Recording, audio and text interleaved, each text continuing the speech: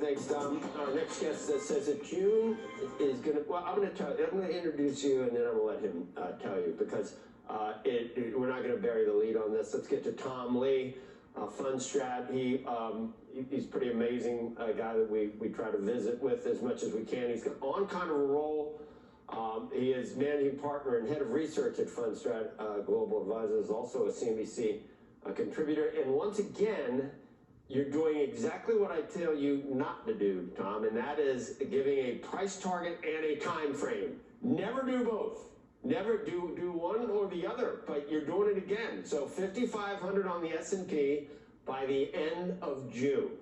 It's hard not to talk about that immediately. Based on, Tom, lower inflation. That's right. I think there's a fundamental case, Joe, which is inflation is coming in softer than expected, and I think the job market is it's cooling but not weakening dramatically, and I think that's a good situation for equities.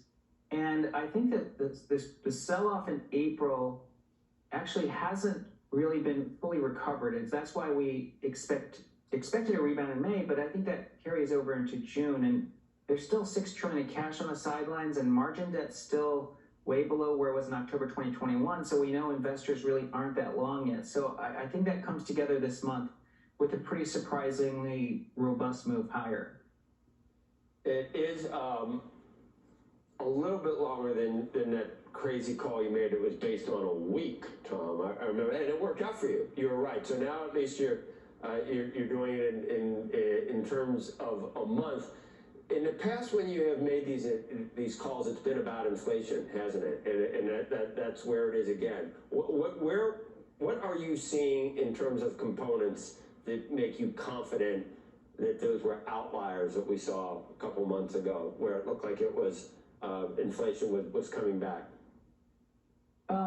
Yeah, the April inflation data, both CPI and PCE, kind of revealed that the two things that the Fed's been waiting to cool are starting to cool. One is shelter inflation.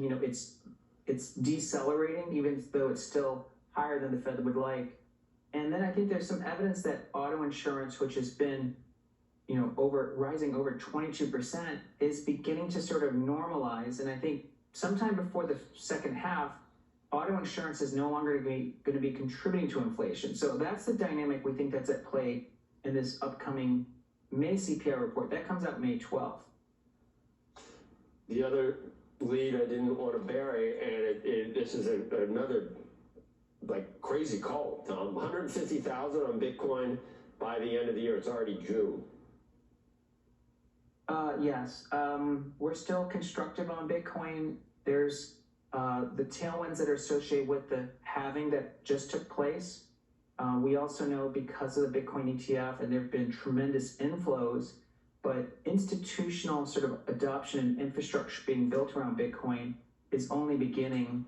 And that makes, crypto, especially Bitcoin, a bona fide asset class. And I think that sort of widening ownership is going to be propelling Bitcoin to 150,000. And again, maybe surprising or not surprising, Bitcoin still follows math. More than 87% of the move in Bitcoin still follows just the number of wallets and the activity per wallet, and both are moving higher.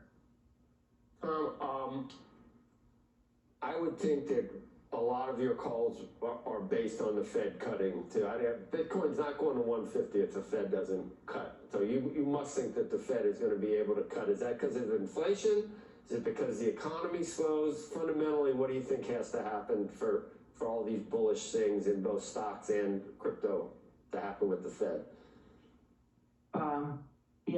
I think it is important for the Fed to not have hikes on the table. So I think that's the most important for investors, is the Fed is no longer in a rate hiking cycle. But if the Fed makes even just one cut this year, I think it's really supportive of equities, because it really shows the Fed is trying to sort of nurture the business cycle, and it's a good environment for stocks.